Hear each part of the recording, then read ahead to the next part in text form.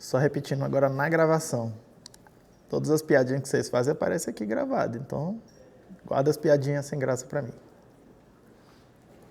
Bora lá. Então, bora lá. Ai, ai. Então, vamos lá. Continuando, a gente está falando do Segwit, o upgrade que aconteceu na rede em 2017. Tá? Primeira coisa que a gente viu é esse upgrade, esse fork, introduziu uma nova serialização nas transações. Tá? Tem um novo campo lá nas transações, que a gente chama de witness, que é um campo que tem informações relacionadas com as entradas das transações. Essa é a primeira coisa. Tá? A gente viu ainda aquela história, né, de como é que os nós antigos, os que não fizeram upgrade, como é que eles entendem isso? Por que eles não rejeitam essas transações novas? Tá? Eles não rejeitam essas transações novas porque eles nunca veem essas estruturas novas. O nó que está se comunicando, eventualmente vai mandar uma transação para um nó antigo, ele sabe que aquele nó não sabe do upgrade, que eles trocaram essa informação antes, quando eles iniciaram uma conexão, e aí ele simplesmente fala assim, não, beleza, esse nó aqui não sabe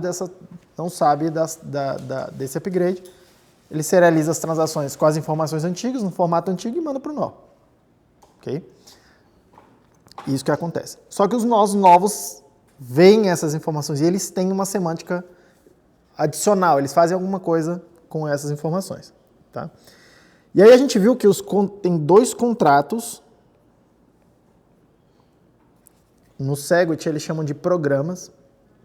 Mas tem dois contratos que, se o nó que está validando identificar um desses dois padrões aqui no script SIG, no script PubKey, no script que trava as saídas, tá? Ele dispara alguma certa regra especial. Se ele não encontrar os padrões aqui de bits, de bytes desses contratos, ele faz o que ele já fazia antes. A execução não muda nada. Tá? E a gente viu o primeiro deles, que era o Pay to Witness PubKey Hash. Certo? A gente viu isso aqui. Tá? Qual que era a ideia do Pay to PubKey Hash? Antes do upgrade. Você construía um contrato que era alguma coisa assim, ó.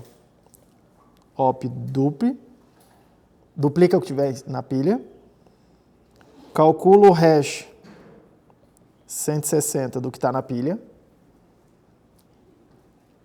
coloca na pilha uma PubKey hash, que é, entre aspas, o endereço que está recebendo o dinheiro, que recebeu o dinheiro, faz um op equal, eu vou chamar assim, tá? Op equal verify, que vai checar se a PubKey que você está fornecendo tem o mesmo hash daquela que recebeu o pagamento, tá? E depois faz um op check sig. Vou abreviar aqui para eu escrever um pouco menos, tá? Que vai checar uma assinatura que você tem que fornecer. E aí, esse aqui é o... enfim. O cara que recebeu isso aqui está tentando gastar, ele precisa apresentar duas informações. Uma PubKey e uma assinatura. E aí a gente viu como é que essa coisa é executada, tá? Isso aqui está no script PubKey, numa saída de uma transação. Isso aqui está no script SIG, que está na entrada de uma transação. Tá? E aí a gente começou a ver também agora então o que vai acontecer quando eu estiver tratando de uma transação que tenha witness, que é Segwit, tá? Que passou por esse upgrade. Eu vou ter um campo adicional lá na estrutura, que é o witness. Pergunta. Não é invertido, Coloca PubKey, coloca assinatura. É invertido. Coloca assinatura primeiro, para ela ficar... Eu sempre inverto, né? Coloca a assinatura para ela ficar no fundo da pilha e depois coloca a PubKey. A PubKey é que vai ser processado. Isso. O que é? Não entendi. Você pensou little end? Não, eu sempre penso ao contrário. Só... Não é da minha cabeça. Vamos embora. Vamos lá. A gente viu que a semântica da witness, no nó que está validando essa transação, tá? Que está tentando gastar um contrato desse tipo, o que ele vai fazer? A witness é uma lista de dados. Em princípio é só isso. Você vai colocando uma lista de dados, tá? E a primeira coisa que o nó validador vai fazer vai pegando cada elemento da witness e colocando na pilha. Vai pegando cada elemento da witness e vai colocando na pilha. Na hora que ele terminar de fazer isso, ele executa o script sig. Na hora que ele terminar de executar o script sig, ele executa o script PubKey. Certo? E aí, nesse caso particular aqui, o script sig, a única coisa que ele está fazendo é colocar dados na pilha. Tá? Se eu já tenho a witness, se eu tenho a witness agora para fazer isso, eu posso deslocar esses dados para cá. Essas duas informações vêm para a witness. Vai ser uma lista com 2 elementos, uma assinatura e uma PubKey. Eu não preciso mais do script sig. Então eu posso deixar esse script vazio. Repare que não fazer nada não é falhar a execução do script. É simplesmente não fazer nada. Ok? E esse contrato aqui, como ele é sempre do mesmo jeito, a gente vai olhar e falar assim, tá, como isso aí é sempre no mesmo formato, vamos deixar ele implícito. Vamos deixar ele quietinho lá. É uma regra que eu não vou precisar escrever, porque sempre vai ser executado esse mesmo contrato. Tá? A única coisa que eu preciso é dizer para o nó, ó, esse é o contrato que você precisa executar e esse é o hash da PubKey que você precisa usar aqui nesse lugar, porque é o único lugar que ele precisa de alguma informação, vamos chamar assim, externa. Alguma informação que depende dos usuários. Tá? No caso do Segwit, tá? A gente vai chamar esse contrato de Witness Program, né? O programa da Witness. Tá? E ele é sempre da mesma forma. Sempre é 0, que é um byte de versão. Sempre é uma palavra muito forte, tá? Mas assim, no Witness V0, que é isso que a gente está falando aqui, a versão dele é 0. A versão dos programas é 0. Tá? Eventualmente, eventualmente vai ter um outro upgrade na rede, vai fazer agora então uma nova semântica e talvez novos contratos e aí talvez faz um novo número de versão. Tá? E aí você passa a entender, versão 0 faz alguma coisa, versão 1 faz outra coisa. Ou versão 2 no futuro faz uma terceira coisa e por aí vai. Tá? Mas enfim, vai ser sempre 0. E aí o hash da PubKey que ele precisa para rodar o contrato. Tudo bem? O hash da PubKey que ele precisa para executar o contrato. Ok? E aí repare uma coisa, que a gente viu na aula passada ainda, tá? O nó novo... Pergunta. O 14 é a serialização, né? Quando eu escrevo essas chavezinhas aqui, ó, tá implícito que tem alguma instrução de fazer o push dos dados, dizendo quantos dados tem que pegar, seguir e colocar na pilha. Tá? Mas quando você for olhar lá o binário da coisa, vai ficar assim, ó, 0, 14. 14 é 20 em decimal. Falando o seguinte, esse 14 em hexa significa os próximos 20 bytes são dados que tem que ser colocados na pilha. Tá? E aí aparece 20, tem que ter pelo menos 20 bytes aqui para colocar na pilha. Tudo bem? Mas eu estou deixando essa informação implícita aqui. Tipo, na hora de serializar, você precisa colocar aquele 14 lá, tá? Tipo, precisa fazer a coisa no formato correto. Mas eu estou deixando implícito aqui, deixando essa coisa, indicando isso aí com essas chavezinhas aqui. Diga.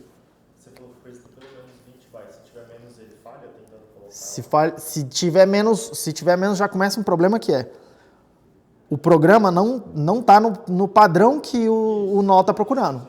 Aí ele não vai executar a regra especial do Segwit. Ele vai olhar e falar assim, então eu tenho que fazer o que já fazia antes. Mas ele não sabe isso até ele começar a executar. Ah, tá. Pera aí. Se você está falando que se for 00, 14, e vou imaginar que só tem um byte depois, é isso que você está falando. Vai falhar, né? Vai falhar, mas é por conta de um erro de parsing, né?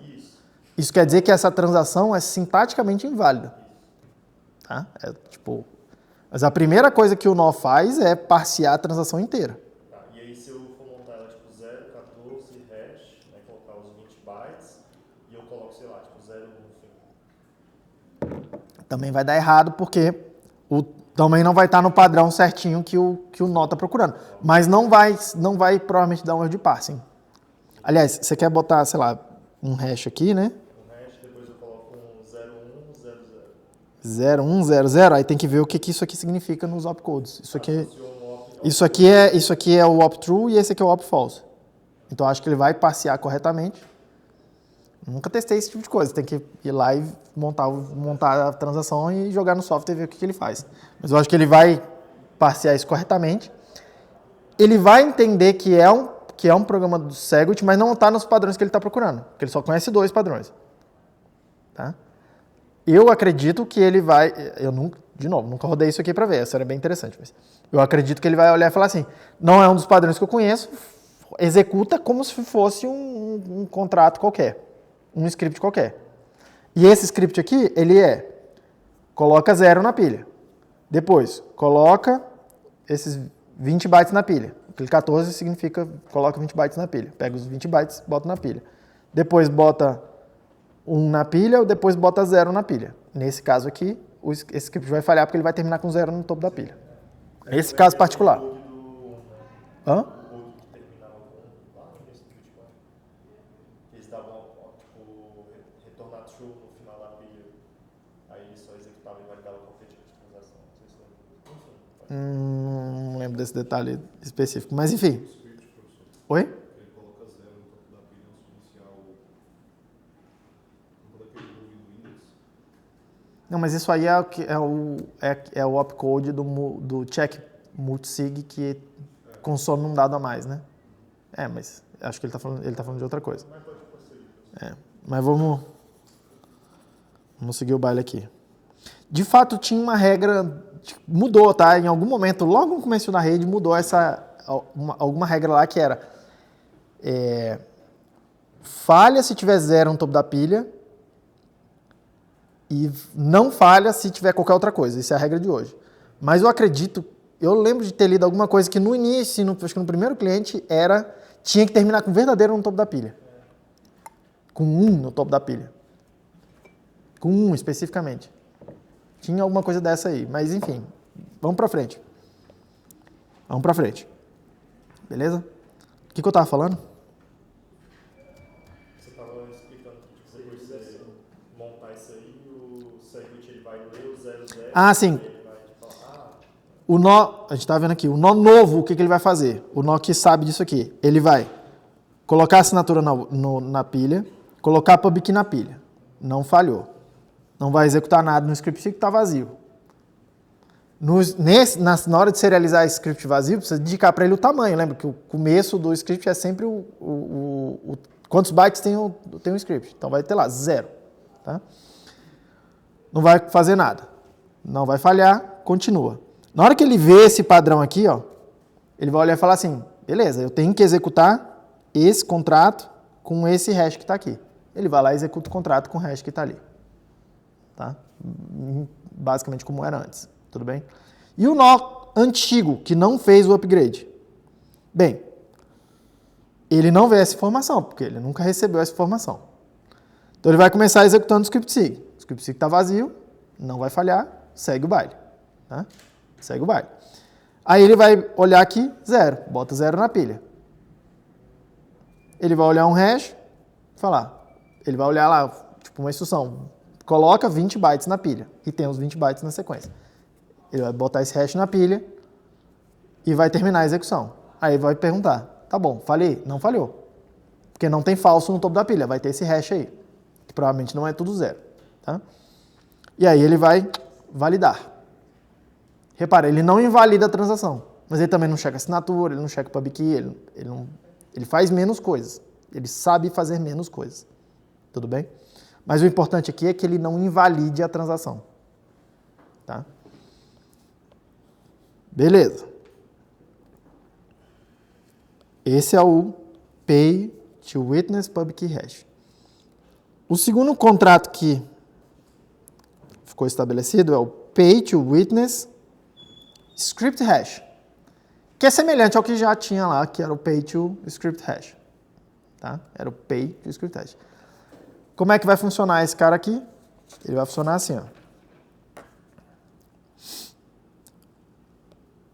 Ele vai funcionar assim. Bom. O contrato, ou o programa da Witness, vai ser 0, que é o número de versão, e aí vai aparecer um hash aqui.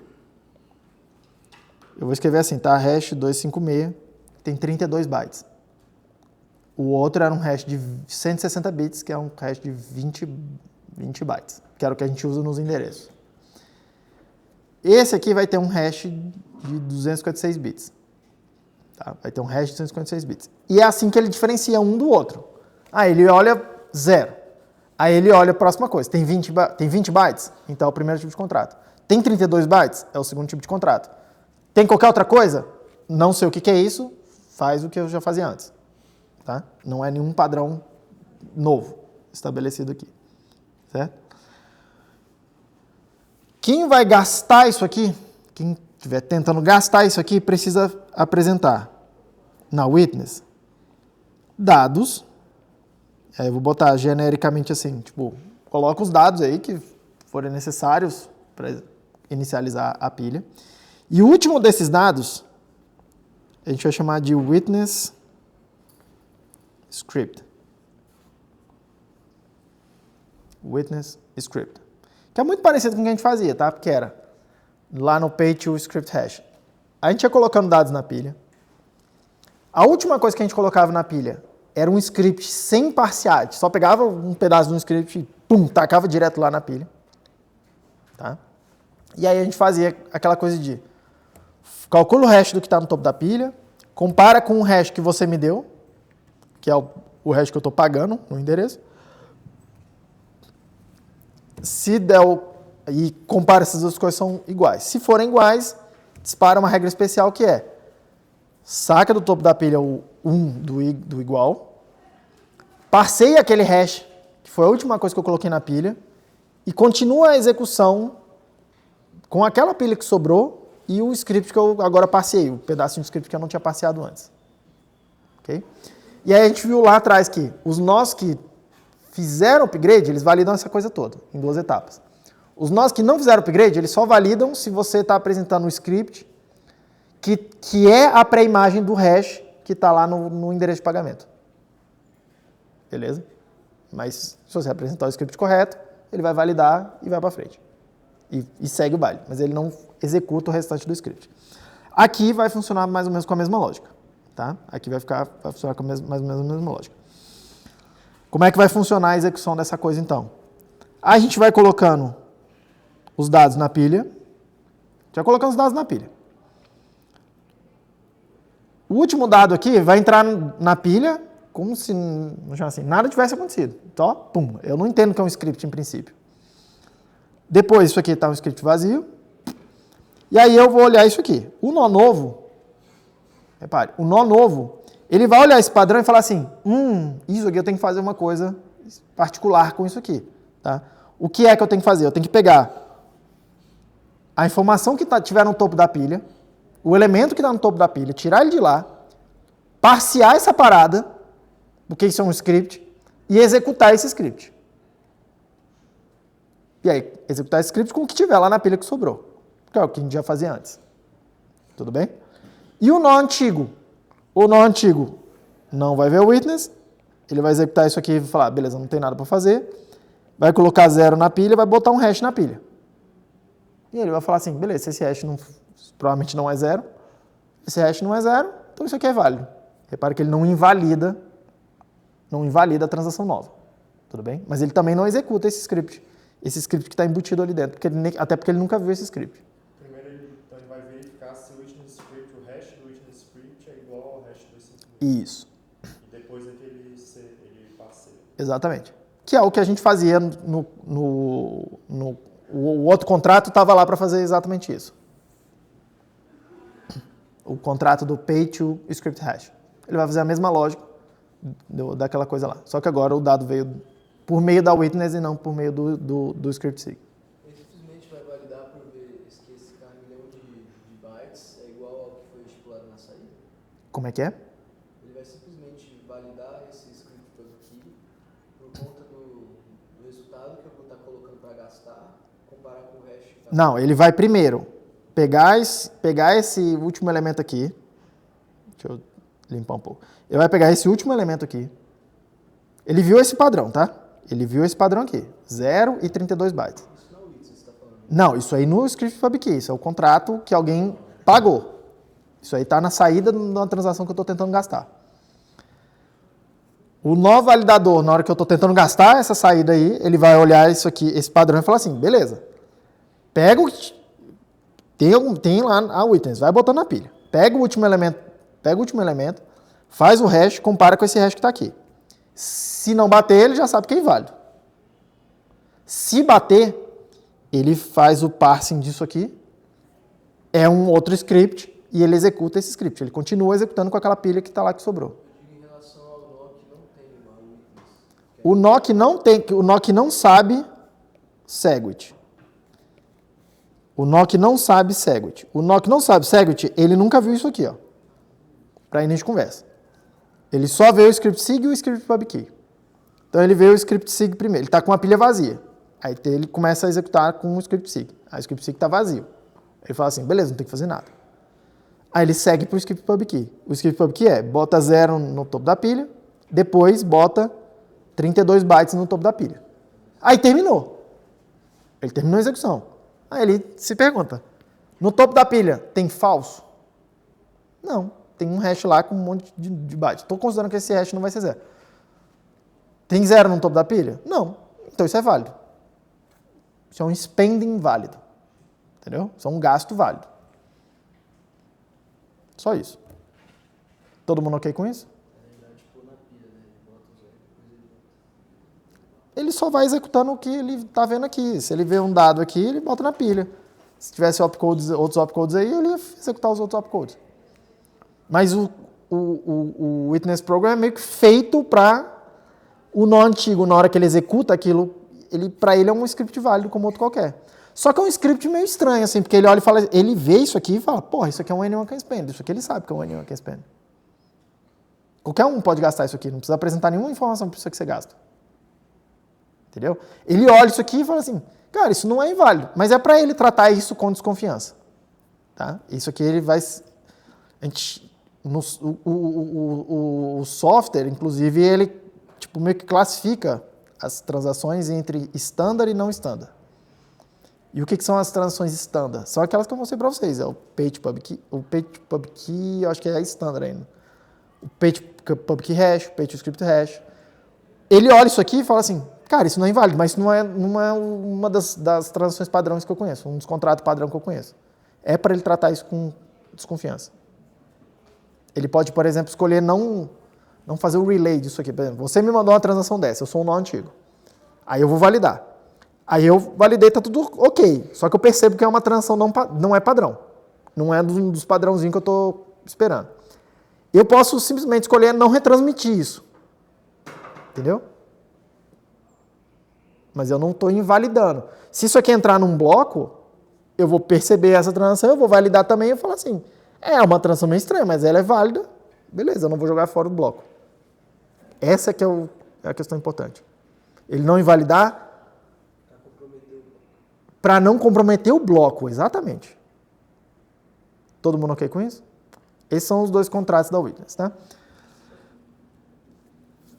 No caso, quando o nó novo vê esse negócio, ele vê aquele padrão e vai procurar o Witness. Se for um nó antigo, ele não vai mandar o Witness. Então, O nó antigo nunca viu a Witness, ele não recebe a Witness. vai receber. Eu nunca consigo, então, assim, se eu estou fazendo uma transação já no padrão do SEGWit e estou conectado no nó antigo, eu não consigo fazer essa transação ser gasta. Se o nó antigo receber ela, ele não vai passar para frente. Repete, por favor.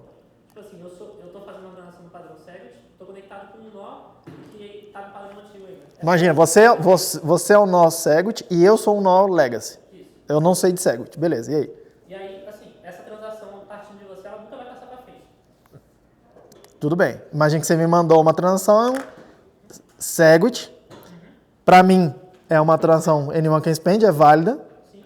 Mas eu posso escolher não fazer o relay, eu posso não retransmitir ela para frente. E aí? Mas assim, supondo que você escolha transmitir, aí você passa lá pro minerador que é no padrão Segwit. Ele nunca vai aceitar essa transação. Por que não? Porque ele não tem. Se ele é o padrão Segwit, ele vai ver aquilo ali e vai falar, cadê o witness? Não vai aceitar. Mas ele pode... Entendi o que é a tua coisa. É uma questão bem de rede, já começa a ser bem específico, tá? Você é um nó Segwit, você me mandou uma transação Segwit, eu sou um nó Legacy. Eu vi a serialização da sua transação no formato antigo, então não vejo o witness. Aí eu validei e percebi que é válida. No meu entendimento ela é válida, nesse contexto aqui, tá? Ela é válida porque para mim é um Anyone Can Spend. Aí eu retransmito para o minerador. Só que eu não consigo retransmitir, eu sou nó Legacy, eu não consigo retransmitir a serialização nova, eu não tenho a witness, para mim nada disso existe. Eu nunca vou ver esses dados. Eu mando para ele essa transação, como se fosse uma transação Legacy. Ele vai olhar isso aqui, ele é um nó Segwit, isso que você está me falando. O minerador que está recebendo essa coisa de mim, tá? Que está recebendo de mim. Eu não sei exatamente o que o Bitcoin Core vai fazer nesse caso. Precisaria ir lá e olhar o código, tá? Acho que é um caso muito, muito particular mesmo. Eu vejo dois cenários. Calma, eu vejo dois cenários. O primeiro é, se eu mandar isso para o minerador sabe que eu sou um nó Legacy. Ele sabe que eu sou um nó Legacy. Ele vai lá e vai receber essa parada e vai começar a validar. Ele vai olhar só que ele sabe o Segwit. Aí o que eu não sei dizer é esse detalhe que é. Ele vê essa parada e pensa, porra, mas essa transação aqui com esse contrato é Segwit. Está vindo do nó Legacy, vou jogar fora. Ser um comportamento ok. Mas pode ser também que ele olhe e fale assim, porra, essa aqui eu tô vendo que é uma transação Segwit vindo de um nó Legacy, tá faltando dados, porque ele nunca viu esses dados. Mas ele consegue calcular o TXID da transação. O TXID continua sendo a serialização antiga. E aí ele pode chegar em outro nó que sabe Segwit e pedir, me dá essa transação aqui. Essa daqui, com esse hash específico. Pum. Entendeu? Aí esse nó vai mandar a transação toda para ele, com a witness. Seria mais complexo se tivesse uma carteira que conseguisse mandar. Eu acredito que a política padrão dos nós Bitcoin Core é não fazer, o nó Legacy é não fazer o relay da transação que não é padrão. Entendeu? Claro que você pode chegar lá e configurar isso, não precisa nem mexer no código mesmo. É alguma coisa de configuração, alguma flag, que você faz o relay das transações, todas as transações, mesmo as não standard. Tá? Mas isso aí deve ser muito um edge case na rede. Eu teria que parar e olhar o código para como é que ele trata isso. Esse cenário que a gente viu agora. Eu acho que o senhor vai entrar na aula de mineração a respeito disso, mas então o minerador ele vai estar só com o fato de organizar essas transações. Já vamos falar de mineração. Mas de fato, agora, se nesse caso for o Legacy que mandou o witness, ele depende da política então, do minerador, se ele vai aceitar ou não? Não. O minerador ele recebe a transação. Ele é um nó como outro qualquer, o minerador, tá? Ele valida a transação e eventualmente ele vai fazer alguma coisa com isso. Então ele vai validar aquilo também. Ele vai validar. O comportamento padrão aqui é receber uma transação válida. Se eu achar que é válida, eu guardo ela comigo aqui. Tá? Eu guardo ela comigo aqui. Eu não vou colocar na blockchain. Eu vou guardar ela aqui comigo. Tudo bem? Esse negócio de colocar na blockchain é uma outra questão, que a gente vai falar a seguir. Mas eu guardo ela aqui comigo. Eu guardo um banco de dados, vou chamar assim, das transações que eu fui recebendo e validei. Se eu receber uma transação e eu considero que não é válida, eu jogo fora, tá? Eu nem aviso pro outro nó que ela é inválida. Eu só falo, eu só jogo fora, eu só não faço nada. Não avisa. Você pode pensar em vulnerabilidades ligadas ao fato de eu avisar que você está me mandando uma coisa inválida. Então vai ficar para o minerador. Não, todos os nós validam independentemente as transações que eles recebem. O minerador é um nó como o outro qualquer. Todos os nós fazem essa validação aqui. De onde que vai vir o consenso, então? Se ninguém... Já vamos falar de mineração e consenso, mas tudo isso aqui faz parte de consenso, né?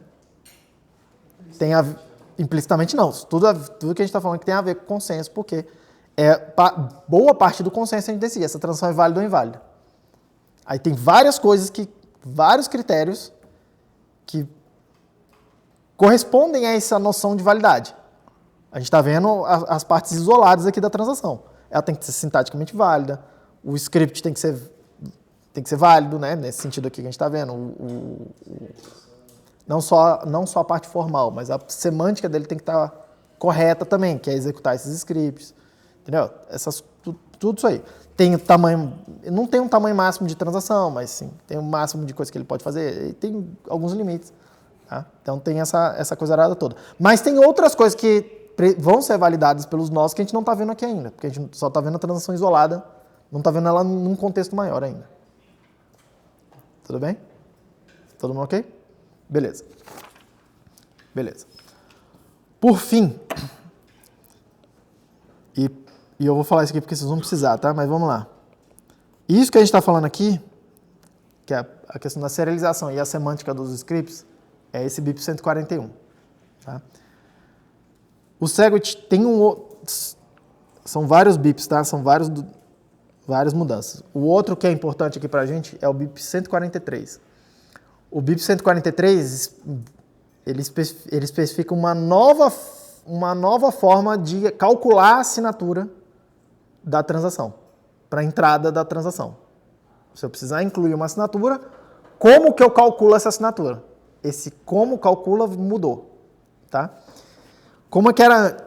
E vamos por partes. O algoritmo é o mesmo, tá? É o ECDSA. É o mesmo algoritmo que a gente tinha visto antes. O que vai mudar? Lembra que no ECDSA, para eu assinar, eu preciso entrar com a minha chave privada e uma mensagem. E para eu verificar, eu preciso entrar com uma chave pública, a mensagem e a assinatura. O que vai mudar? Vai mudar o cálculo da mensagem. Tá? Vai mudar o cálculo da mensagem. Tudo bem? Aí eu vou deixar para vocês lerem a justificativa lá no documento. Como que era antes? Como é que eu calculava essa mensagem antes? Eu tinha a transação que tinha 4 campos. Campo de versão. Eu tinha as entradas. Cada uma das entradas tem um TXID e um index. E aí, lembrando, essas duas coisas juntas a gente chama de outPoint. E eu estou chamando a atenção disso porque vai aparecer esse nome aqui de novo, tá? Em separado. Tinha para cada uma das entradas tem um script sig e tem um sequence, um número de sequência. Depois tem as saídas. Cada uma das saídas tem um valor e um script,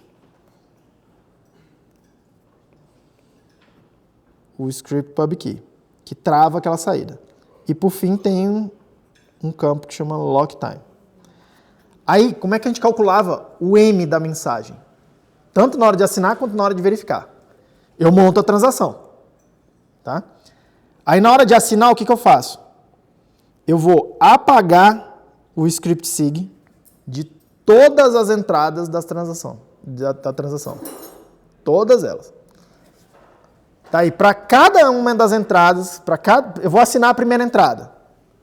Eu pego o script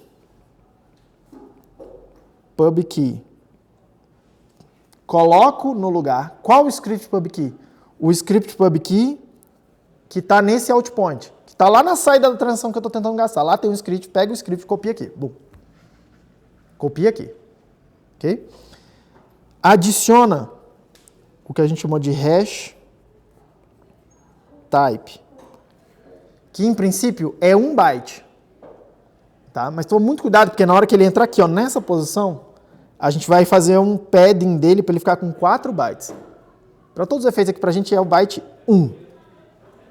A gente não vai ver outros tipos de hashing aqui, tá? Qual a semântica deles. Vai usar sempre esse 1. Que quer dizer, assina essa entrada para todas as saídas, considerando todas as saídas. Repare, ó, as saídas eu não estou modificando. Então elas vão entrar na mensagem que eu vou assinar. Quer dizer que eu estou assinando as saídas. Se alguém mexer nas saídas, invalida a minha assinatura. Tem outros bytes desse hash type que eles mudam essa semântica. Por exemplo, tem um outro byte que fala assim, não coloca saídas na mensagem. Quer dizer que se alguém trocar a saída, você pode trocar as saídas depois da mensagem assinada, que não vai invalidar, porque a saída não entrou no cálculo da mensagem. Diga. É aí que utiliza o replace by fee? Não, o replace by fee é aqui no sequence. Tá? Mas é para isso esse hash type, é para falar assim, o que eu vou incluir aqui nessa coisa? A gente está fazendo o vanilla. Tudo bem? 4 bytes, né? Aqui nessa posição, 4 bytes. Então vai ser 0, 0, 0, 1. E como tem que ser little engine esse bagulho, é 1, 0, 0, 0. Tudo bem? Todo mundo ok, certo? Aí isso daqui, do jeitinho que está aí, você serializa isso aí. E isso aqui vai entrar no cálculo da mensagem. É isso que você calcula, usa para assinar. Tu assina isso aí. Todo mundo bem com isso, né? Todo mundo ok, certo? Depois que você criou a assinatura, você pega o hash type, que é 1 byte, e coloca ele aí junto da assinatura. Só coloca um append lá. Então a assinatura fica com 1 byte a mais. Que é para você, é a forma de você conseguir falar para quem está validando qual que é o hash type que você usou. Você precisa incluir essa informação em algum lugar. A gente coloca junto da assinatura. Quando vai junto da assinatura, vai só 1 byte. Não vão 4 bytes. Tá? Não me pergunte por que foi feito assim. Não me pergunte mesmo. Tá? Mas é assim. Tudo bem? Por que é 1 byte num lugar e 4 bytes no outro lugar? É assim. Aceita que dói menos. Basicamente é isso. Ok? Beleza. Como é que vai ser agora no Segwit? Tá? Na transação Segwit vai funcionar assim. Na transação Segwit, a gente vai montar o que ele chama de commitment hash.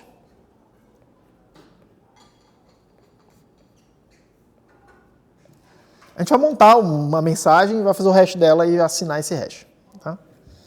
Então vamos lá, o que a gente vai colocar na mensagem? A gente vai botar o número de versão da transação, igual tinha antes. Essa primeira coisa não mudou. A próxima coisa que entrava, antes entrava os inputs, tá vendo? Com aquela modificação e tal, não sei o quê, mas entrava os inputs, tá? Aqui vai começar a mudar. A próxima coisa que vai entrar é o hash. Vou chamar aqui de hash. Previous outs, que é hash 256 dos out points. Todos os out points. Então, imagina que a tua transação tem 10 entradas. Tu vai pegar TXID, concatenar com o índice da primeira entrada. Aí, na segunda entrada, concatenar agora o TXID, o index. E aí, concatenar agora o TXID e o índice da terceira entrada. E aí, fazer uma string gigante de bits com todos esses bytes aí. Ok? Se forem 10 entradas, 10 pedacinhos desse aí, concatena tudo. Vai virar um trambolhão grandão, com muitos bytes. Isso é o outpoints, faz o hash SHA-256 duplo disso. Ok? Repare que isso aqui é uma forma de você considerar todos os outpoints na assinatura, você fala assim, ó, eu estou gastando esses UTXOs aqui. É uma forma de você falar isso. Isso acontecia antes, tá? Por quê? Para todas as entradas já tinha o TXID e o index entrando. Eles estavam lá. Para cada uma das entradas eles já estavam lá. A gente só reorganizou. Seguindo. Próxima coisa que vai entrar, que é diferente, é o hash sequence. que é hash 256 dos sequences. Para cada uma das entradas tem o sequence, concatena todos eles, de todas as entradas, vai virar um linguição de bits, joga aí dentro do hash, isso aí é que vai entrar aqui no sequences. Pergunta. Antes de você fazer uma lista com cada uma das entradas, você vai pegar uma lista com cada um dos atributos que você tem. Como assim? Se numa entrada eu tinha essa parte dos points, depois das sequências, Antes eles estavam separados, né? Cada uma das entradas tinha... Esses dados já estavam na assinatura antes. você está reorganizando isso, Estou reorganizando eles, fazendo o resto. tá? Essa eu posso até explicar essa reorganização. Ela parece mais complicada, mas ela tem uma vantagem que é o seguinte: na hora de validar as assinaturas, diminui a complexidade, diminui a quantidade de assinaturas que eu preciso verificar. Assim, quantidade de indireções de coisas que eu preciso fazer na hora de verificar essas assinaturas, tá? O algoritmo de verificação passa de n ao quadrado, que era antes, n entradas, era n ao quadrado verificações de coisas que ele tinha que fazer, passa a ser n, O de n. É uma boa diferença isso aqui. É muito diferença. Tá? Em vez de exponencial, ficou linear. É uma ordem de grandeza melhor isso aqui, em termos de complexidade. Tá? Mas vamos lá. Colocou todos os sequences. Fez o hash deles. Aí a próxima coisa que vai entrar o outpoint específico que você está gastando, que você está assinando com essa assinatura. Repare, ó, aqui entra o outpoint de todas as UTXO que você está gastando naquela transação. Se forem 10 entradas, tem 10 coisas entrando nesse hash. Aqui eu estou colocando o outpoint específico que eu estou assinando agora. Se eu estou gastando na primeira entrada o outpoint X, o UTXO X, é essa UTXO que vai entrar aqui. O TXID e o index dela. Direto, sem hash. Não entendi a diferença dos preview outpoints e do outpoint. Aqui está entrando a informação de todas as UTXOs que estão sendo gastas. Aqui está entrando a informação de qual é a UTXO que eu estou assinando agora, que eu estou gastando especificamente com essa assinatura. Imagina aqui, estou numa transação, tem 3 entradas. Cada uma é uma UTXO que eu estou gastando, certo? O hash previews outs, ele pega a informação de todas elas e coloca aqui, ó. Bom. Eu poderia ter, por exemplo, sei lá, uma page to witness public, né? Page qualquer coisa. Aqui não importa o script ainda. Isso não importa, mas aí eu teria, na hora que eu for validar aquele outpoint, eu vou estar assinando com ela. Exatamente. Aqui você está falando assim, ó, essa assinatura, aqui, esse ponto você está falando assim, essa assinatura assina esse conjunto de UTXOs nesta ordem. Se você mudar a ordem, inclusive, das entradas, já invalidou a assinatura, porque aquele hash vai mudar. Entendeu? A assinatura assina esse outpoint. E aí, calma, aí eu estou falando assim, eu tô criando, imagina que eu estou criando a assinatura dessa entrada. Essa entrada vai incluir a informação de todas as UTXOs, mais a informação específica dessa aqui, ó. Então, se eu modificar qualquer outra UTXO, eu invalido essa assinatura. Por conta desse grupo aqui, ó. Mas um pouco de cuidado, porque aqui a gente está vendo aquela história do hash type 1, que assina todas as assinaturas, todas as entradas de uma vez só. Então, você mexer nas entradas, invalida a assinatura. Tem outros bytes que falam assim, eu só estou assinando essa assinatura, essa outpoint específica. Aí eu poderia modificar os outros outpoints. Aí você pode modificar os outros outpoints. Aí precisa ver na documento, na especificação, como é que calcula isto aqui especificamente, porque o cálculo dele vai ter que mudar. Validaria toda. Exatamente. Tudo bem? Mas o standard é, eu estou assinando a transação que gasta essas UTXOs. Se mudar uma UTXO no meio, precisa recalcular a assinatura. Que é o que os protocolos mais fazem. Nesse contexto, só para eu entender, essa parte inicial de eu construir a assinatura é para no final das contas eu conseguir gastar o dinheiro, ou seja, eu direcionar isso para uma saída, mas eu ainda estou construindo a assinatura que vai na transação da entrada. É isso? Eu não sei se eu entendi direito, mas olha aqui tá o processo. Eu tenho alguma transação em algum lugar que tem saídas. Certo? Aí eu estou construindo agora uma transação que, sei lá, gasta uma saída dessa aqui específica. E vai criar outras saídas. Aqui nesse lugar, em geral, eu preciso incluir uma assinatura. Depende do contrato que está aqui, né? Mas a maioria dos contratos pede que você adicione uma assinatura também.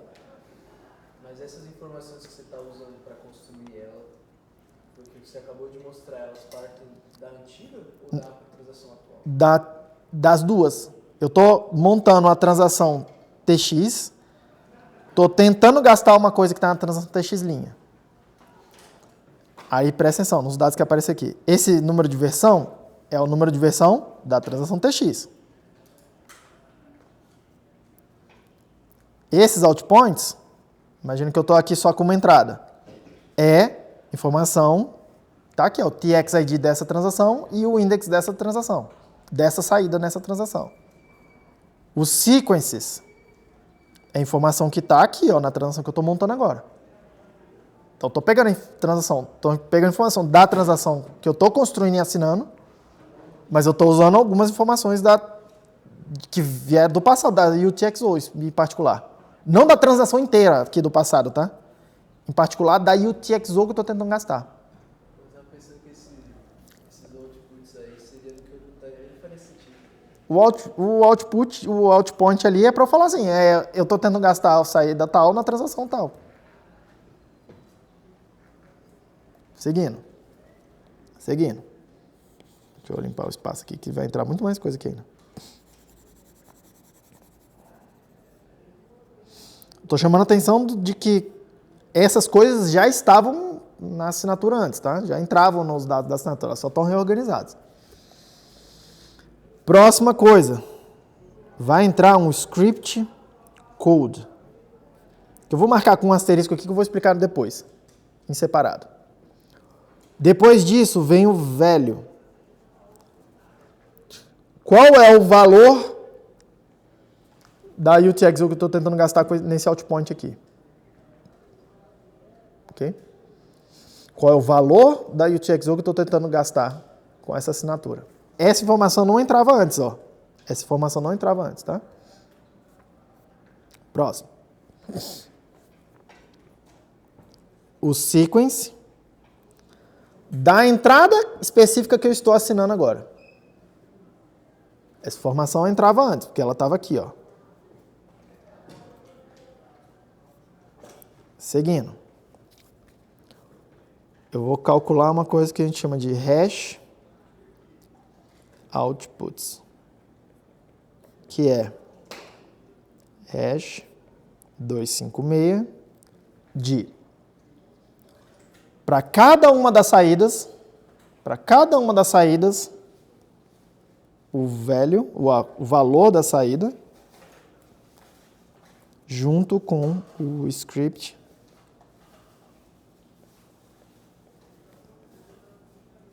pubkey, de cada uma das saídas. Vai lá em cada uma das saídas da transação nova que eu estou construindo agora, tá? Das UTXOs novas que eu estou criando. Pega cada uma delas, pega o valor, junto com o script pubkey, faz um linguição de bytes aqui, um na sequência do outro, concatena isso tudo, joga aqui dentro do hash. É o mesmo princípio das anteriores. Hã? É o mesmo princípio das duas. É o mesmo princípio de ter todas as outputs já aqui na transação, entrando na assinatura também. Só que ele está entrando atrás de um hash. Próximo. Vai entrar o lock time, que já tinha antes também. Já está lá na transação. E por fim vai entrar o sighash. Nossa senhora. 4 bytes, que é essa parte que a gente adiciona na hora de criar a assinatura. Já estava lá também. Hã? Ela faz parte de você adicionar. Ela indica como é que foi a semântica, né? As entradas, as saídas, como é que elas entraram aqui nessa coisa. Essa foi a evolução, né? Agora existe esse campo. Né? Não, já existia antes esse campo aqui, ó, ele já entrava aqui. Já entrava. Olha aí, ele aí, ó. Aqui em cima é a transação legacy. Aqui embaixo é a transação nova. Beleza? Aí tu vai... Isso aqui é um montão de bytes, tá? Isso aqui são 4 bytes, isso aqui são 32 bytes, isso aqui são 32 bytes. O outpoint são 36 bytes, que é 32 bytes de um de XID, mais 4 bytes de um index. O script code, a gente já vai ver em separado, mas são mais alguns bytes, 20 e poucos bytes, pode ser muitos bytes. O value são 8 bytes, o sequence são 4 bytes, isso aqui são 32 bytes, que é um hash. O lock time são 4 bytes e o sig hash são 4 bytes. Você junta tudo isso aí, no total desse montão de bytes aí. E isso aqui tudo vai entrar no hash 256, vou chamar isso aí de tx linha, tá? Aliás, não. Vou chamar isso aqui tudo de M. Isso aqui, o resultado desse hash é o que vai ser assinado. É o que vai entrar lá para fazer a assinatura. Me parece um pouco redundante você colocar, além de assinar todos os outpoints, todos os outputs, você também colocar o outpoint individual, o value e o sequence. Não, mas vamos por partes aqui.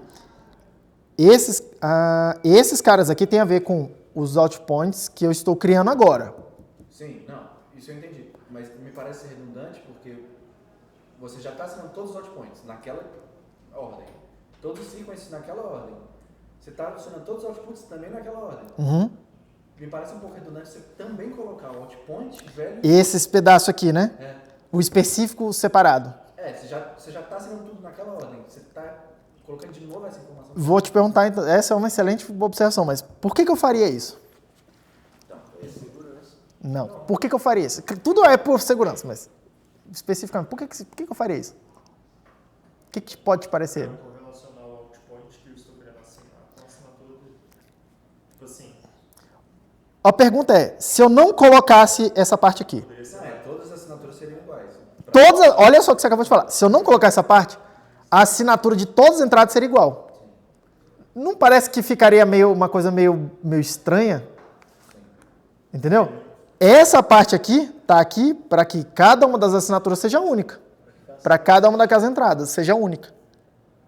Então, cada assinatura está ligada intrinsecamente a uma entrada específica da transação. Você padronizou. E aí, repare, isso aqui é importantíssimo, tá? Por quê? Isso aqui é importantíssimo, porque se todas as assinaturas de todas as entradas fossem iguais, eu poderia pegar agora essa assinatura, você propagou essa parada. Eu poderia criar uma outra transação que gasta os mesmos outpoints. Olha só, que gasta os mesmos outpoints e tentar bolar uma coisa pegando a sua assinatura e botando lá. Não.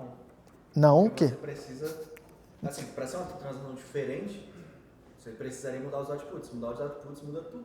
Isso, mas vamos por partes. Muda tudo por conta desse hash, desse byte específico que a gente está usando, porque ele coloca essa semântica. Mas nos outros bytes, eles modificam o que entram aqui e o que entra aqui, ó. Eles modificam isso aqui e modificam isso aqui. Quando eu digo modificam, não é exatamente modificam, eles retiram essas informações, tá? Então, repare, se eu já não, nesse caso particular aqui, não teria exatamente um problema, porque eu não conseguiria fazer esse tipo de ataque. Mas o algoritmo ficaria vulnerável se eu mudasse essas semânticas aqui, mudando esse byte. E aí, para isso não acontecer, a gente já faz uma coisa que é toda robusta. Meio que você fica restringido a só esse tipo de... Exatamente. Entendeu? É como se você estivesse segmentando colocando segurança em vários níveis de camadas. Só que você também criou um padrão, né? Eu quero que a assinatura seja única para cada pedacinho, para cada informaçãozinha da transação. Não quero que uma mesma assinatura valide muitas coisas. Entendeu? Eu quero eliminar, eu quero que cada assinatura seja muito específica. Quanto mais focada a assinatura, melhor. menor chance de ter problema de variabilidade. Não entendi. Chance de ter problema de variabilidade. Diminui bastante. Todo mundo ok com isso? Beleza. O que é esse script code aqui, tá? O que é esse script code aqui? Vamos lá. Vai ter dois casos. Na verdade, tem um pouco mais de casos, tá? Eu vou dar uma simplificada aqui, vamos chamar assim, cobre 99% dos casos. Tá? 99% das vezes vai ter dois casos. Se o contrato que você está tentando gastar, ou uma UTX ou que você está criando naquela transação, for pay to witness pub key hash, Porque, repare, tá bem na seção de saídas que eu estou criando, certo? Tá bem na seção de saídas que eu estou criando. Aliás, mentira. Mentira. Isso aqui está na seção de saídas que eu estou gastando. Tá? Na saída específica que eu estou gastando. Se essa saída específica, esse outpoint específico que está aqui, ó, o contrato dele for pay to witness pub key hash, tá? O script code será exatamente isso aqui. 19, deixa eu até marcar assim, ó, 0x, para dizer que tá aqui, que a ordem que eu colocar aqui, aliás, mentira. Sem o 0x. A ordem que está aqui já é a ordem com que vai serializar, já é o little end, o diabo do little end. Já é na ordem do que o script vai aparecer, tá? Que é 19, 76, A9, 14, o 14 é familiar, né? Aqui vai aparecer um pay to pub key hash, 88, AC. O que é esse troço aí, tá? Isso aqui é o seguinte. Esse cara aqui é o op-dup. Esse cara aqui é o op hash 160. Esse cara aqui é push 20 bytes. Isso que tem que ter 20 bytes. Que está lá no... Repare, de onde é que eu pego isso? Eu vou lá... Não tem esse contrato todo lá. Tem o programa, que é 0 e 20 bytes. Aí eu pego esses 20 bytes, que é a coisa que eu preciso encaixar aqui. Isso aqui está no programa. 88 é o op equal verify. Eu vou escrever assim, equal verify. E o AC é o op check signature. É o contrato do pay to pub key hash, que não aparece lá no script. Olha o que a gente viu aqui atrás. Ó. Ele não aparece. Ah, eu apaguei. É o contrato que está implícito quando a gente vê aquele certo padrão do pay to witness pub key hash. Okay? Aí a gente sabe como é que ele é, pega essa informação lá do witness program, esses 20 bytes estão lá, cola aqui e monta esse contratinho aqui e bota lá na serialização da transação. Certo? O que é esse 19 aqui?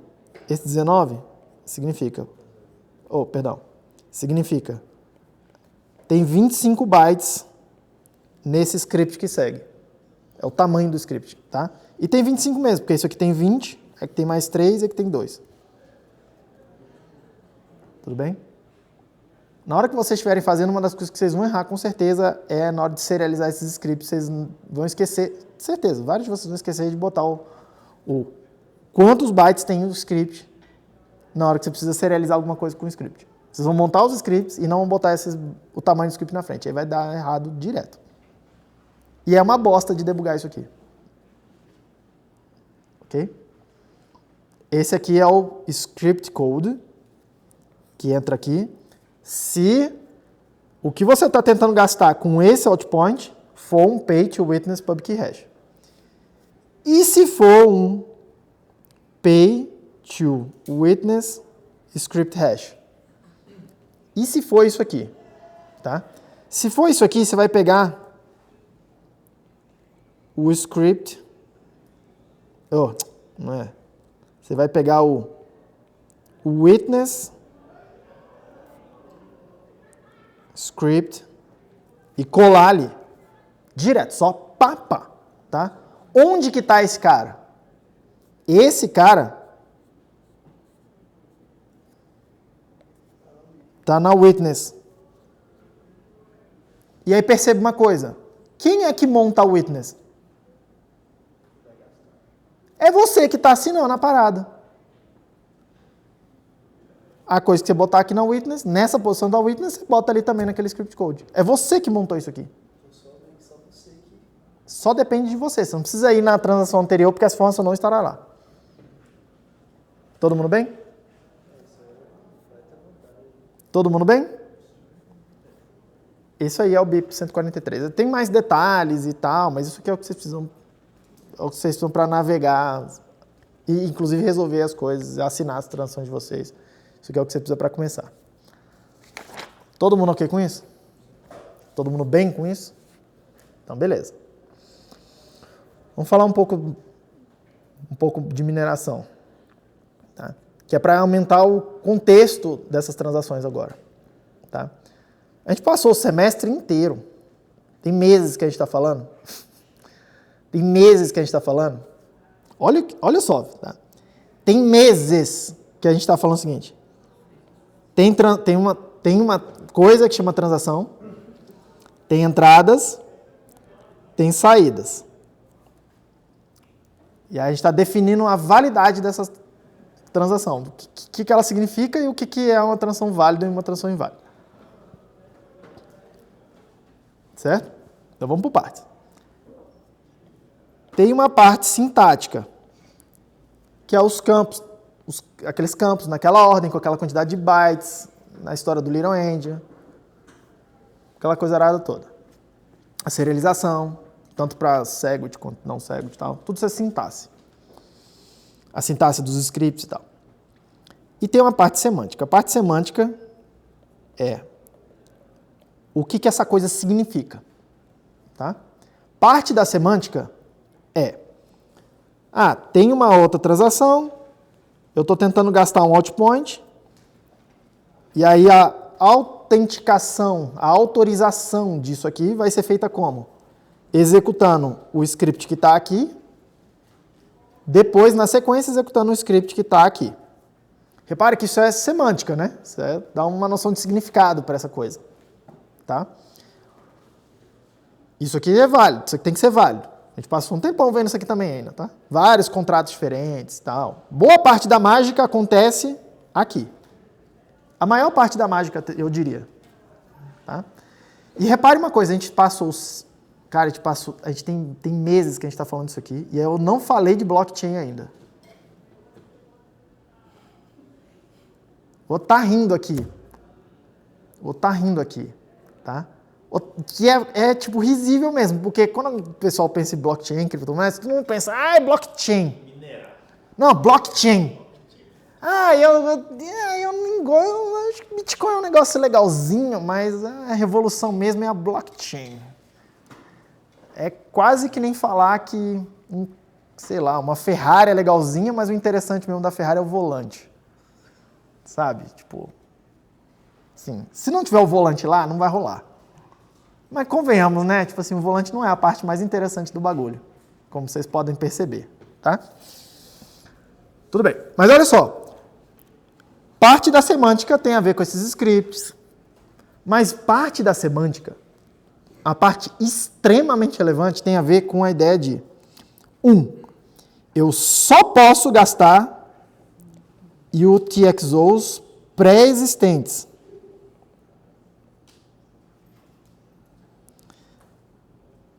Para eu gastar essa UTXO aqui ó, específica, essa saída dessa transação específica, essa saída precisa existir antes de eu gastar ela.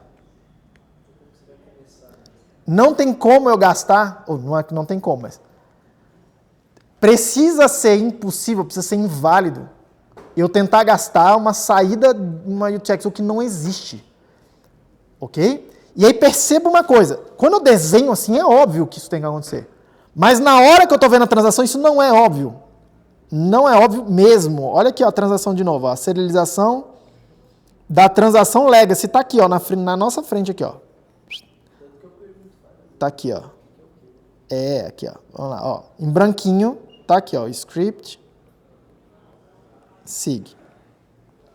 Isso aí é a serialização da transação legacy. O que o nó recebe é isso aí. Tá? O que eu estou chamando de UTXO? Ele não vê o que é UTXO. Não está escrito aí. O que tem é um outpoint. Ó. Tem alguma coisa, tem uma certa informação que faz uma referência para o que a gente espera ser uma UTXO.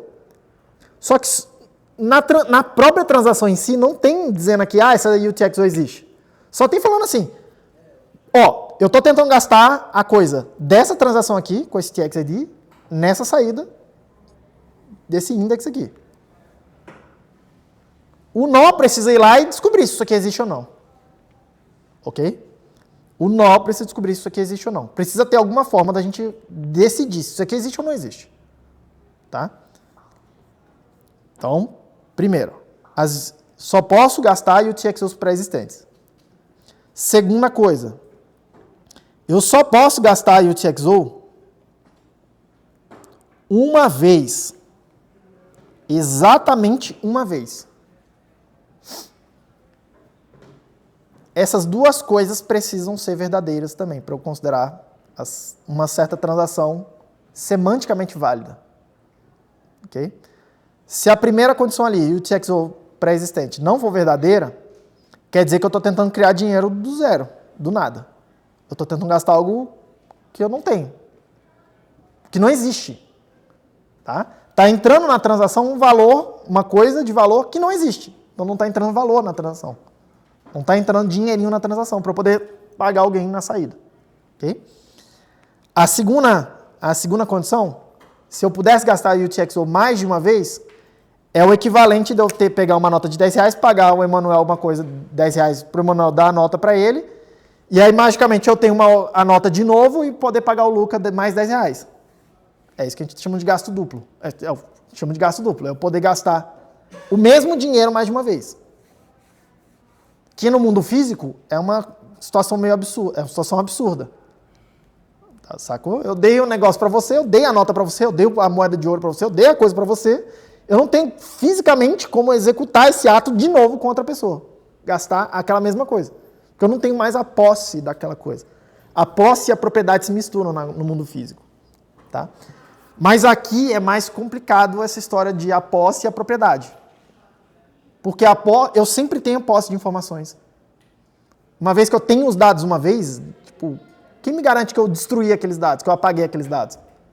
Eu te dei uma cópia. Eu transmiti os dados para você.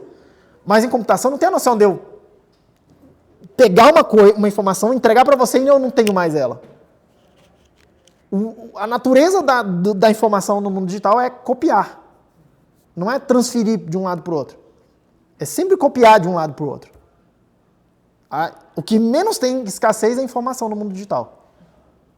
Assim, é um conceito praticamente inexistente. Ok? Então a gente precisa de uma forma de olhar e falar assim, que essa história da blockchain e tal, não sei o que, vai tentar resolver isso aí, criar uma noção de escassez numa coisa que não tem como apagar. Tá? Tempo também, né? Hã? O problema do tempo também, né? Isso tudo a gente vai resolver, você está falando assim, é o problema do tempo também, mais ou menos. Isso aqui tem a ver com uma noção de tempo. Sim, isso tem a ver com uma noção de tempo. Tá? Eu preciso estabelecer uma noção de tempo dentro do meu sistema para eu poder primeiro dizer que uma coisa existe antes da outra. Senão, se não tem tempo, as coisas são todas simultâneas. Não tem que falar em antes e depois. Okay? Só tenho que se falar em antes e depois se eu tenho uma noção de ordem. E o tempo vai estabelecer essa noção de ordem. Ou, ao estabelecer uma noção de ordem, eu estabeleci uma noção de tempo. Mesma coisa. Tá?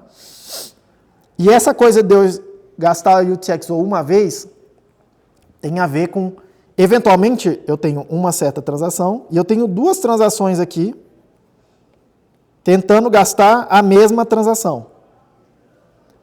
Repare que se eu considerar essa transação, vou chamar aqui de 1, antes da transação 2, a transação 1 é válida e a transação 2 é inválida. Porque a transação 2 está tentando gastar algo que já foi gasto. Mas se, ao contrário, eu considerar, no tempo cronológico, tá?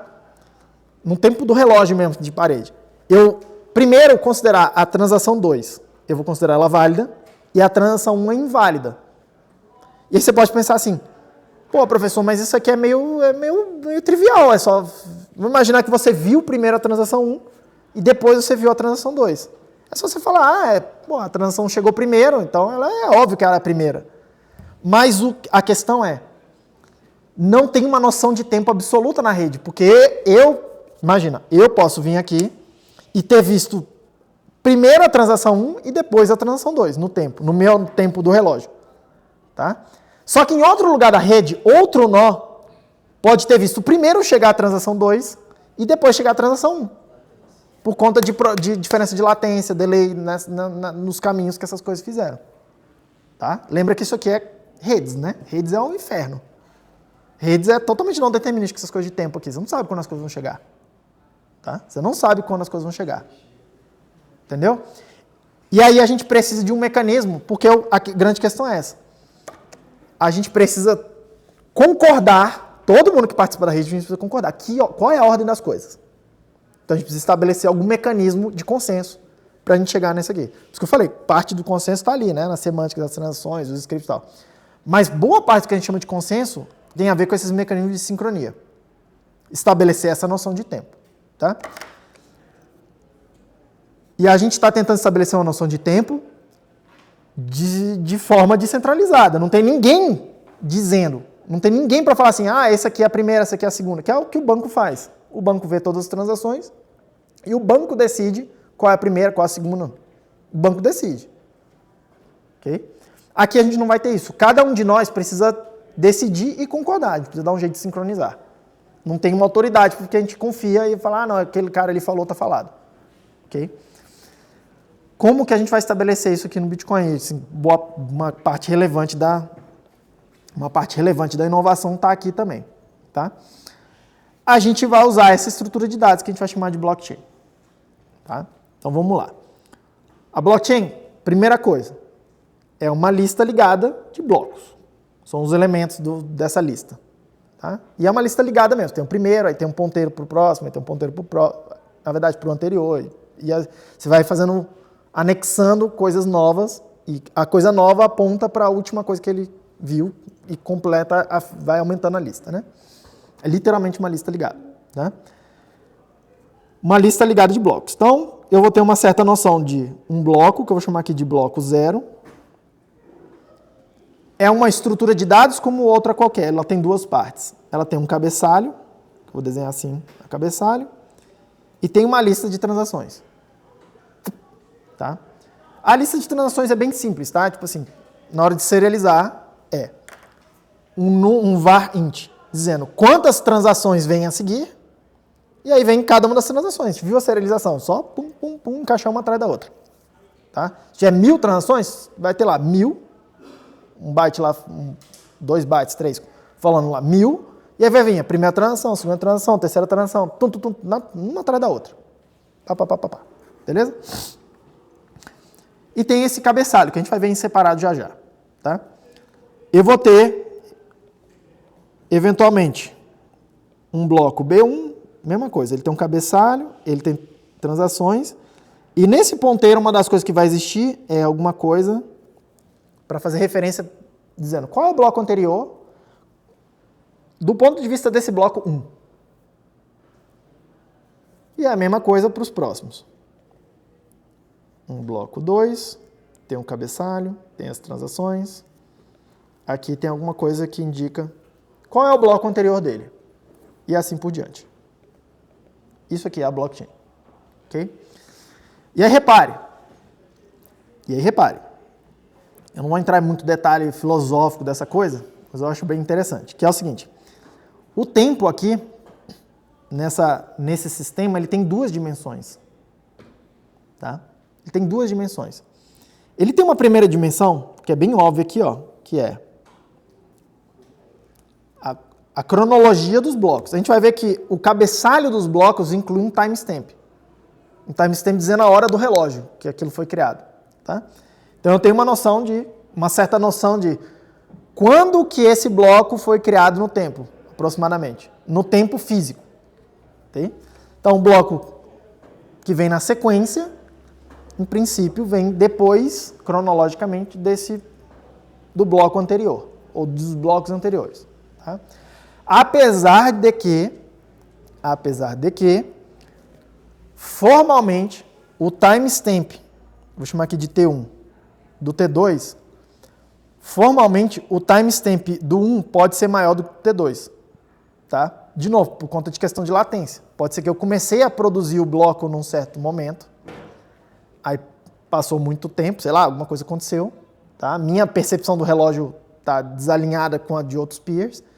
E aí, sei lá, eu coloquei aqui o tempo, entre aspas, 1000, e aqui eu botei 900. Em princípio, isso não é um grande problema, tá? Em princípio, isso não é um grande problema. Claro que esse bloco aqui, que entre aspas está no passado, tem um limite de quanto ele pode ir para o passado. E tem um limite de quanto ele pode ir para o futuro.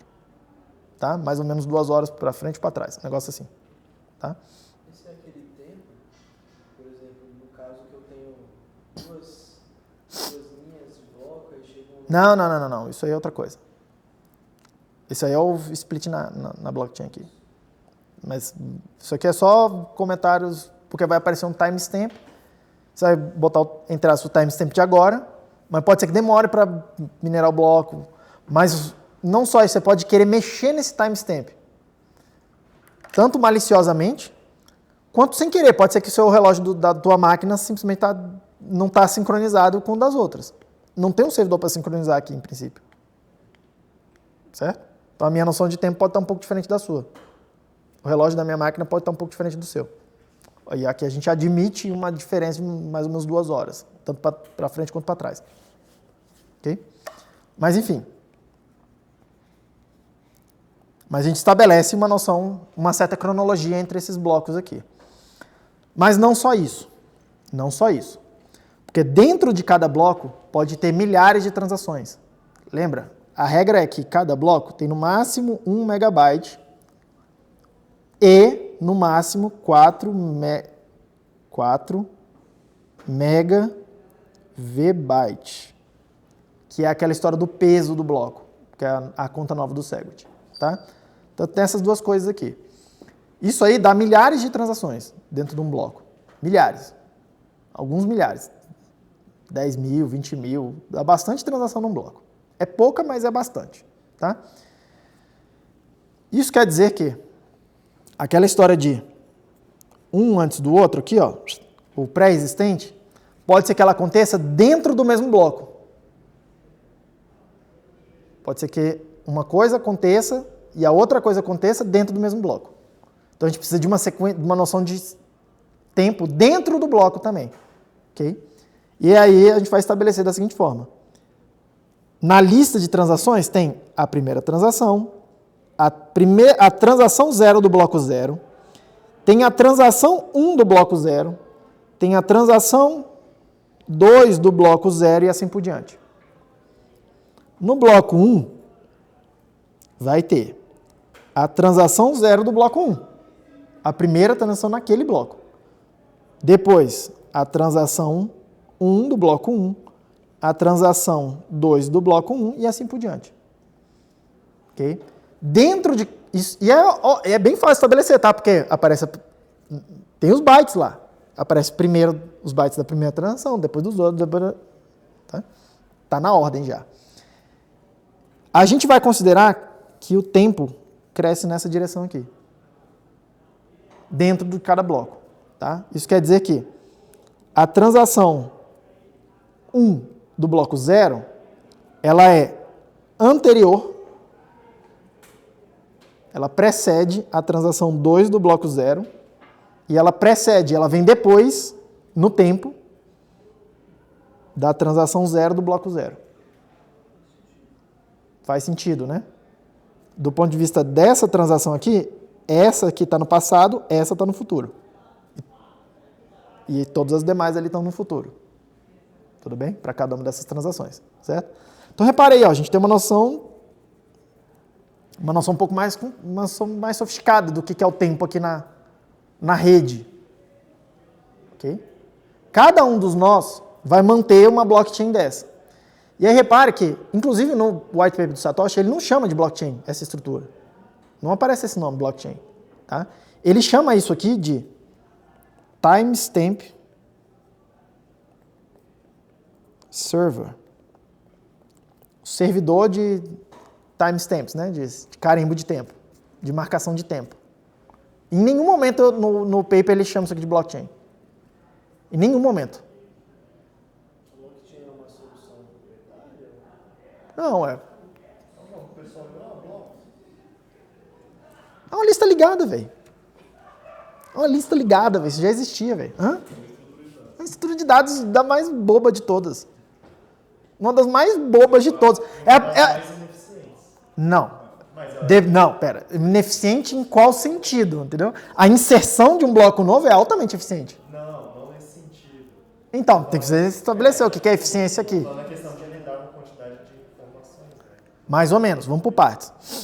Isso aqui é uma lista ligada, ela herda todas as propriedades que vocês estudam na disciplina de estrutura de dados e algoritmo de estrutura de dados. Onde que a lista ligada é muito eficiente? O que ela faz bem? Tá?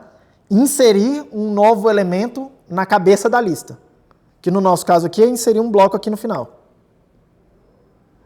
Por quê? Porque você não precisa modificar nada na estrutura, você cria o elemento novo e bota um ponteiro lá para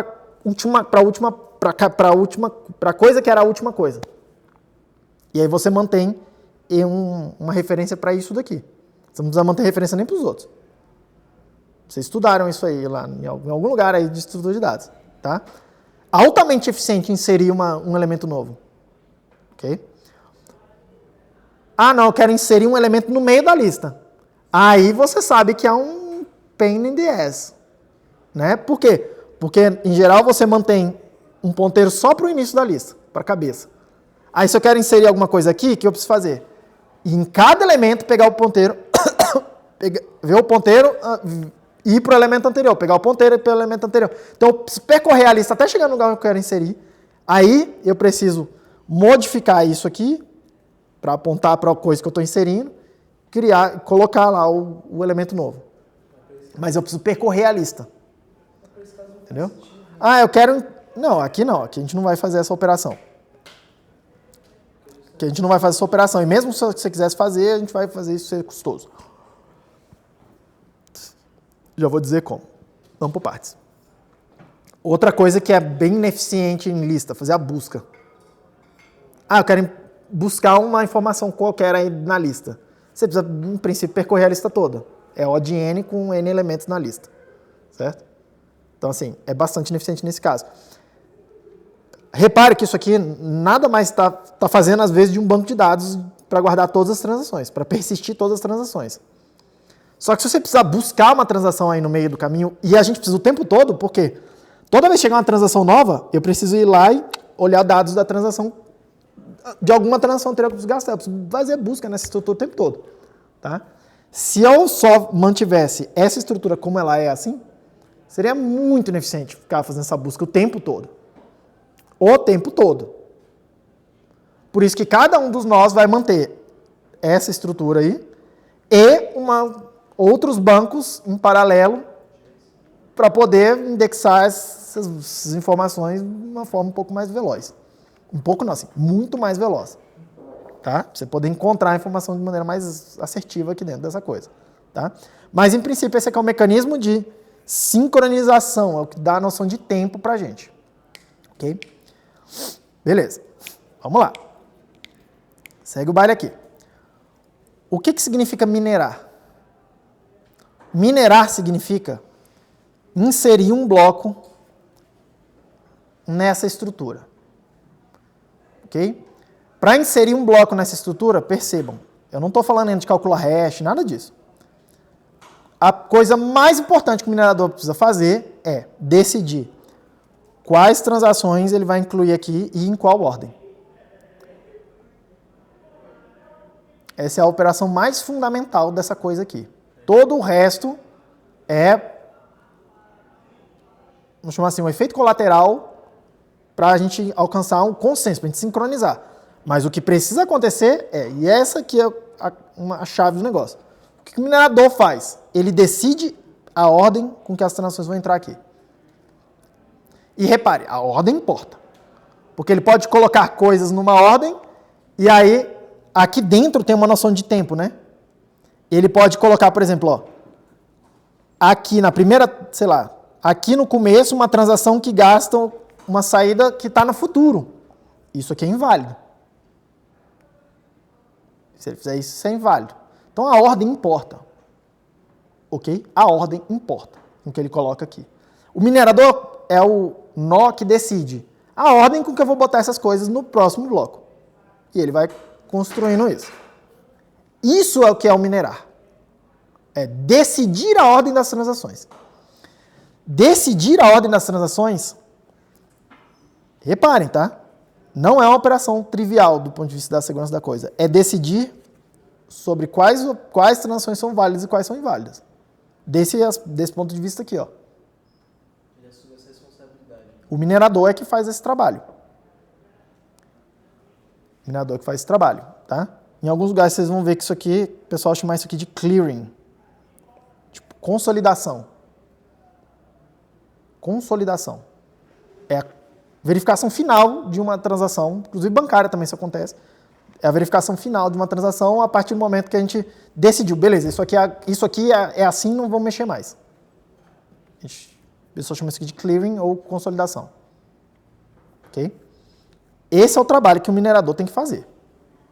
Esse é o serviço que ele presta para a rede. Ok? Repare que isso é um serviço, tá?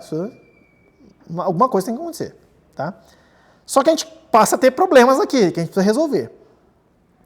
Primeiro problema é, não existe a blockchain. Existe uma blockchain mantida por cada um dos nós que estão na rede.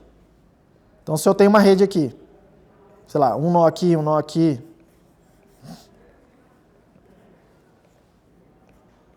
e eles mantêm conexões entre eles aí, sei lá. Eles mantêm conexões entre eles. Cada um dos nós mantém uma blockchain. Cada um dos nós mantém uma blockchain, mantém a sua blockchain. E aí a gente começa a ter um problema, que é, como é que a gente faz para todo mundo concordar que o que é a blockchain certa e a blockchain errada? Que a gente gostaria que todo mundo mantivesse a mesma cópia, mesmos dados, a mesma noção de tempo nas suas blockchains. É isso que a gente quer, no final das contas. É isso que a gente vai chamar de consenso. A gente quer que todo mundo concorde com a ordem com que todas as transações aconteceram na rede. Então a gente precisa sincronizar todas as blockchains aqui, ó. Todo mundo precisa, no final das contas, chegar na conclusão de que está vendo a mesma blockchain que os outros. A gente precisa chegar nessa conclusão. Ok? E tem várias formas de fazer, tá? Assim, a forma mais simples é ir lá e botar um peer separado diferente aqui. E aí você consulta ele, fala assim, essa minha cópia da blockchain está certa? Aí ele fala para você, não, esse aqui está errado, ó, isso aqui está errado. Está aqui o certo. A parte difícil é fazer isso sem um cara desse. E não é trivial resolver isso. Isso não é trivial de fazer. Tanto que a gente passou décadas com um banco centralizado, porque o banco resolve esse problema. E todos os sistemas que a gente conhece são desse jeito, tá? Não é só o banco. O Facebook é assim, o Instagram é assim, o WhatsApp é assim, o Telegram é assim, o Signal é assim.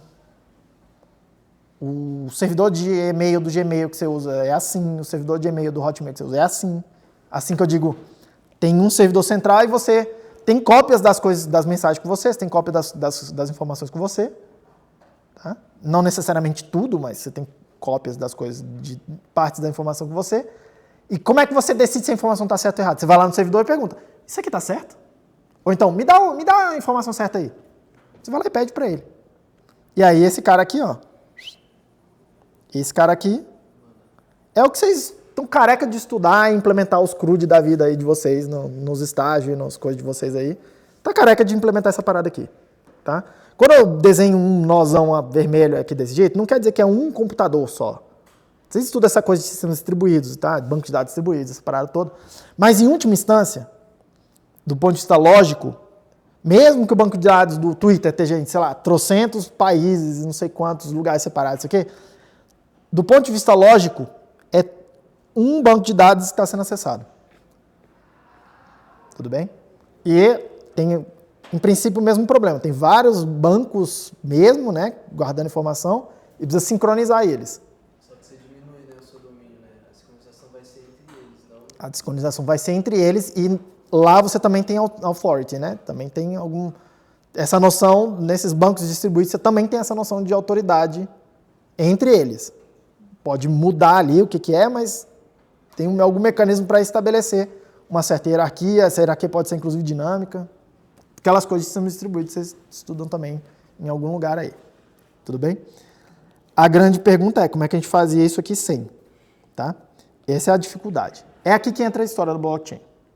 O blockchain serve para a gente fazer isso. A gente chegar num consenso sem precisar de alguém centralizando a coisa. Tudo bem? Então vamos lá. Então vamos lá. Tem vários mecanismos para a gente sincronizar essa blockchain entre nós. Tá? Tem vários mecanismos. O Bitcoin usou um mecanismo específico que a gente chama de prova de trabalho. E o conceito é bastante simples, tá? Que eu vou enunciar agora e a gente vê amanhã o detalhe técnico, exatamente o que vai ser calculado, tá? Mas o que é essa noção de prova de trabalho? É o seguinte. Imagina que eu estou com a minha blockchain aqui. Com a minha versão da blockchain aqui. A ideia da prova de trabalho vai dizer o seguinte. Diante de dois novos blocos conflituosos, dois novos blocos que eu recebi, e os dois têm como pai, tem como parent, tá? Esse bloco P. Repara que isso aqui são blockchains conflitantes. Uma blockchain que vai para o caminho aqui do filho 0 e uma do blockchain do filho 1. Se eu considerar o F0 como válido, eu preciso jogar fora o F1. Se eu considerar o F1 como válido, eu preciso jogar fora o F0. Isso dá origem a duas blockchains diferentes. Diferentes, duas listas diferentes. Ok? A ideia da prova de trabalho vai dizer o seguinte. Diante de escolhas concorrentes aqui, competindo uma pela outra, tá? A gente vai escolher a que apresentar a maior prova de trabalho.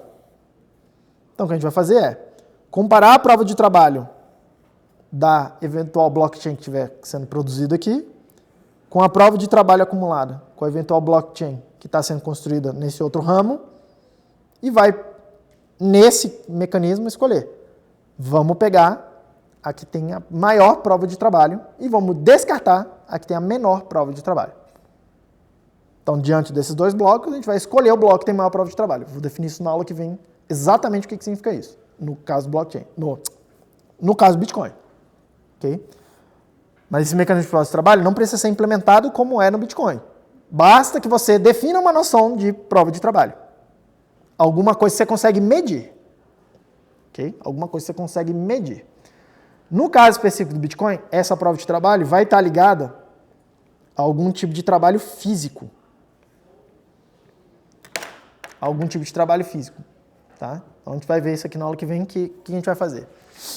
A gente vai criar um critério criptográfico de tal forma que, para satisfazer esse critério, a única solução que a gente conhece é ficar fazendo força bruta de alguma coisa. E aí a gente vai obrigar o minerador, lembrando que o minerador é o cara que está tentando produzir esse bloco. A parte fácil escolhe as transações e tal, ordena elas aqui. Pum. A parte difícil, que vai, entre aspas, difícil para o minerador, difícil computacionalmente, mas é fácil do algoritmo aqui. Tá? Vocês vão ver que é boboca.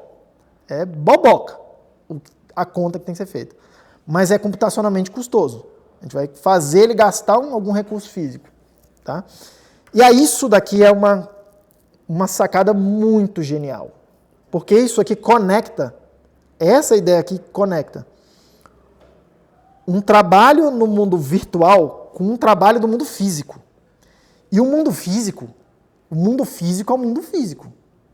O mundo físico, quando você precisa realizar um trabalho,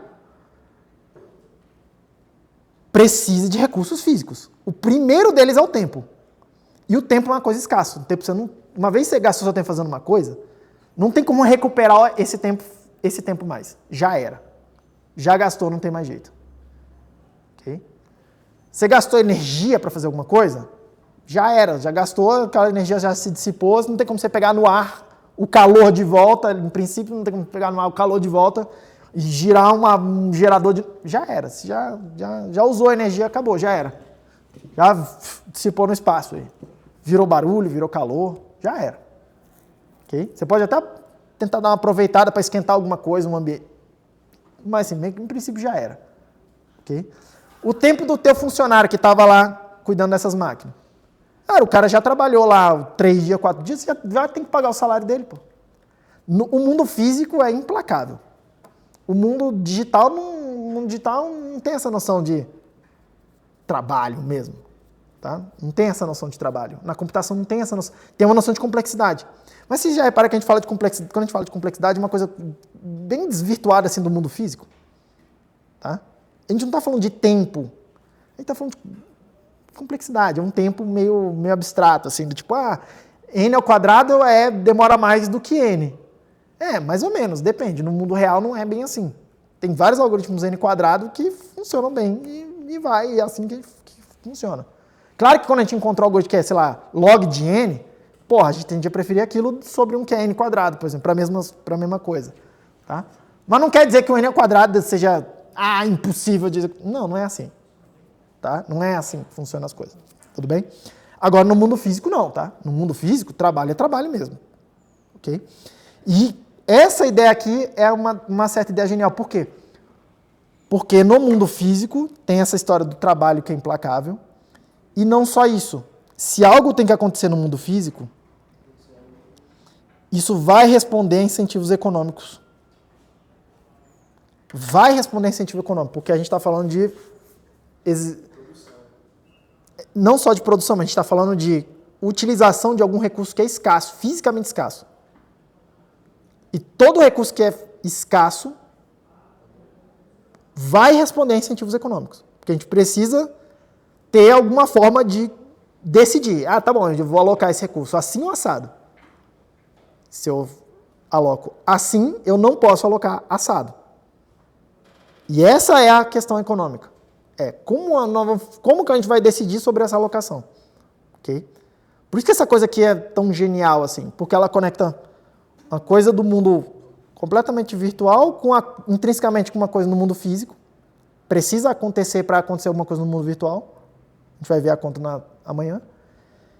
Só que acontecendo uma coisa no mundo físico, que envolve escassez, gera certas respostas econômicas. Quando eu digo respostas econômicas, não estou falando de dinheiro. Estou falando de decisões sobre alocação de recursos. Eu faço isso ou faço aquilo. Ok? E as pessoas, quando elas decidem fazer alguma coisa, elas estão abrindo mão de fazer outras. E isso gera um incentivo para um certo comportamento nelas. Ok? Que no caso específico do Bitcoin, gera um incentivo para as pessoas, para os envolvidos aqui, agirem de forma honesta. Porque se ele agir de forma desonesta, para agir de forma desonesta, ele precisa executar o trabalho de qualquer jeito. E aí o que a gente vai fazer? No mundo digital, aqui, a gente vai colocar alguma forma de detectar a desonestidade. E aí o cara que é desonesto, ele gasta o recurso dele, mas ele não consegue colher nenhum benefício no lado aqui do sistema, no lado do dinheiro que a gente está criando. E aí essa coisa fica toda amarradinha. Tá? A coisa funciona bem porque as pessoas não agem de forma maliciosa. Mas as pessoas também não agem de forma maliciosa porque senão ela tem um custo real envolvido. E aí ela passa a ter uma análise de custo-benefício para fazer. Isso aí é uma decisão econômica. Até uma análise de custo-benefício para fazer. Eu posso agir de maneira honesta no sistema ou eu posso agir de maneira maliciosa? Onde que eu ganho mais? Todo mundo faz essa análise de custo-benefício. Todos vocês aqui, eu faço. Até os querubins fazem essa análise. Eu vou fazer sacanagem ou vou ser bonzinho? Ok? Se ser bonzinho custa mais do que fazer sacanagem, você vai fazer sacanagem. E isso não é maldade. Eu não estou falando de maldade aqui. Tem gente que é malvada. Eu não estou falando disso. Eu só estou falando que se o custo de agir de maneira que eu estou chamando de maliciosa for menor, ou o benefício for maior do que o custo de agir de maneira que eu estou chamando de honesta, você vai agir de maneira maliciosa. E isso é a fonte de muitos maus no mundo. Muitas vezes você faz essa conta intuitivamente. ok? Até porque isso é tudo muito subjetivo mesmo. Social, né? Não só social, mas subjetivo. Subjetivo quer dizer que cada indivíduo tem a sua escala de valores e vai ponderar essas ações, essas diferentes opções de ação de maneira diferente. Tudo bem? Ainda assim, o que a gente vai fazer aqui é criar um incentivo muito grande para você agir de forma honesta e criar um custo muito grande para você agir de forma maliciosa. O custo está aqui. Todo mundo tem que pagar esse custo. Tanto para agir de forma maliciosa quanto para agir de forma honesta. O custo é o mesmo. A pergunta vai ser aqui do outro lado. Qual o benefício que eu recebo? O benefício que eu recebo para agir de forma honesta é um. O benefício que eu recebo para agir de forma maliciosa é outro, que é muito menor. Todo mundo bem com isso? Amanhã a gente vê, então, exatamente o processo que tem que acontecer para isso aqui. O processo aqui no caso do Bitcoin, tá? Para isso aqui se materializar. E aí a gente encerra essa brincadeira aqui. Acho que a gente viu todas as partes principais. Eu queria ter falado um pouco mais de P2P, mas se eu começar a ir por esse caminho, vai... Tá bom já para essa disciplina aqui. Falou, pessoal. Bom descanso até amanhã.